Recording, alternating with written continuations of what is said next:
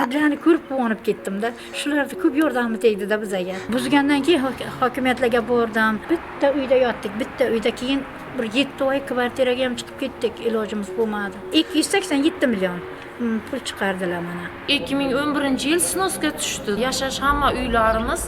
Adliyaga ming rahmat deyman. Ular bizani qo'llab-quvvatlab yordam berdilar. Baraka topsin adliya. Bizga haqiqatda yuzga chiqarib berdi. Men duo qilaman. Bizga konstitutsiyani undirib berdilar. Adliya idoralari birgina snos masalasida emas, balki tug'ilish, o'lim, nikoh faktlarini tiklashda ham xalqqa ko'makdosh. Masalan, Qiziltepalik Erkinoy Tilavova 1 yil emas, 10 yil ham emas, naq 54 yil davomida hujjatlarda, metrikada erkak jinsida qayd etilganiga e'tibor ham bermagan. Pensiyaga chiqish uchun dakmi-taqla yurdim, arqdan tilab berkin chiqdi. Metrikaga chalmaq dedi. Adliyaga bordik.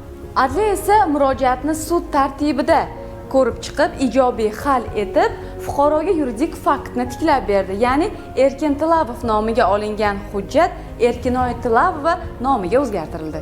75 yaşımda aldım metrikani. Bergan dediniz uchun bari O'zbekiston kanalining aldariga rahmat, ko'p yashaysiz.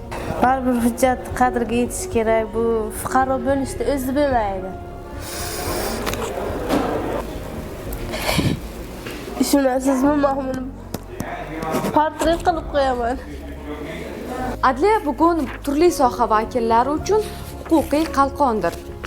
Keksa nafaqaxo'rdan tortib, o'qituvchimi, shifokormi, fermermi, quruvchimi, boringki, tadbirkormi, ularning barchasi adliya himoyasidadir. 29 million degan 29 ming so'm emas. Noqonuniy sizga pensiya chiqqan deb bizlarga bezovta qildi. Adliya xodimiga olib kelib, shu 29 milliondan ozod bo'ldik. Bir oy davomida nima bo'lsak bo'ldik. Lekin sudda bu bola sudga aparib o'zi bizlarni olib chiqdi shu yerda. Hamma haqiqiy to'g'rilikda oqlab berdi bu bola. Yer olgan edim, 2 gektar 150 metr kvadrat yerni. Bu yer 5 gektar qo'yilib ketgan va buning natijasida 5 gektar qo'yilganiga menga 1 milliard 250 million so'm miqdorida nalog hisoblangan. Navoiy viloyat adliya boshqarmasining Konimex tumani bo'limiga murojaat etib, hamma hujjatlarini topshirganimda katta yordam berdi. Tadbirkorlarga bo'lgan prezidentimizning qarorlarini bajarishda adliya bo'limi juda katta yordam berdi. Men shu 35 yil 36-yilga ketyapti. Shu mulkka men o'zimni egalikdan his qilmasdim. Mana men kadastr hujjatlarini qilgandan keyin men bu mulkni o'zini haqiqiy egasida o'zimni his qilyapman. Qanaqa yo'l tutishni ham bilmadik. Hech kim bir maslahat ham bermadi. O'zimcha yugurdim, kadastrga bordim, arxivga bordim, hokimiyatga bordim, lekin hech bir foyda bo'lgani yo'q-da. Navoiydan adliyadamiz deb keldi. Ikkita bola keldi.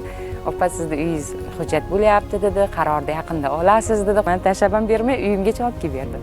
Ayrim fuqarolarning dardiga aylangan mulk huquqi e'tirofida bugun adliyaning faol ishtirokini ko'rishimiz mumkin. Birgina Navoiy viloyatida 3000 dan ortiq fuqaroning mulk huquqi e'tirof etildi.